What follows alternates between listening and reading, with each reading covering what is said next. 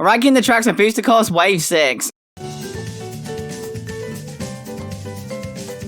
They really liked adding in Wii tracks in the Booster Course Pass, which I'm certainly not complaining about. As behind 8 Deluxe, we have the best selection of tracks in the series. Daisy Circuit isn't really one of its best though. To be honest, there's not really much I can say about this track, as gameplay-wise, there's nothing interesting about this track. As such, it's boring. But hey, at least this Stagey statue is giving more love to Luigi than this game, I guess. Let's go over to the home of pizza. As is standard for these tracks, you go down a different path for each lap. Drifting around the Colosseum in the first lap, not much really happens in the second lap, and avoiding chain jumps and gliding through Fuzzy Pass in the final lap. Other than those brief parts though, there's not really anything else I can say about this track again. Its variety puts it above Daisy Circuit though.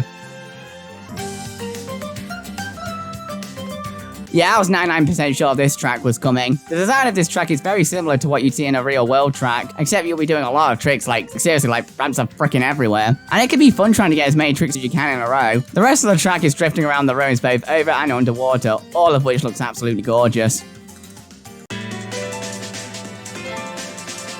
This was definitely the curveball of the Booster Course Pass. In general, I've never actually found the ice physics in this game to be that much of an issue. That is until I played this track. This half pipe solves the ice physics here, but this part in the cave can be really tricky not to run into some of the icicles. Other than that though, the track's pretty cool, and no, I'm not intending that pun. You can either nearly kill penguins or get hypothermia here, and it's fun to change speed boosts on these boost panels. I just wish the track was a little less slippery.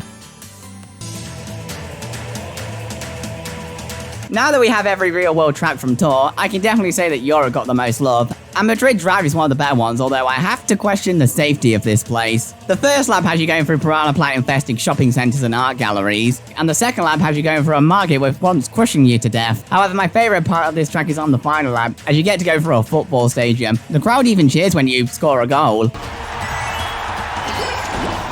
I love that they did that, great detail. Hey, Future Speed here, just found out that the music actually changes when you go into the museum and into the football stadium. I especially like how the music sounds in the football stadium, even if you only get to hear it for like 5 seconds. Yeah, this is just a fun track.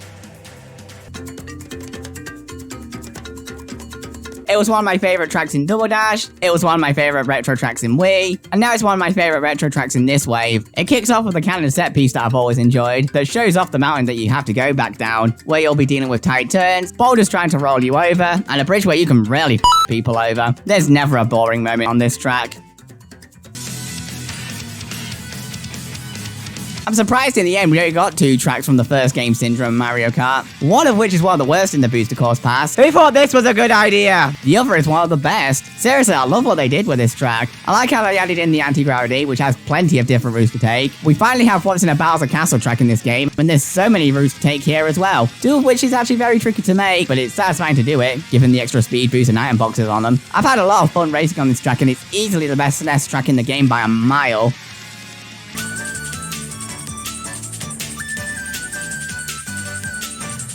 Picking which of these last 2 tracks would be my number 1 was probably the hardest decision I've made on these Booster Course ranking videos, and these could probably be changed depending on how I feel on the day. But I've always liked tracks that are entirely in anti-gravity, and I think objectively, Wii's Rainbow Road has a better design, so I decided to go with that. Another thing I liked about this track was the constant speed boost you can get, with all the boost panels and trick ramps everywhere, and that still stands especially on 200cc. However, you still have to be careful if you don't want to become a flaming meteor. I love that they kept that detail in.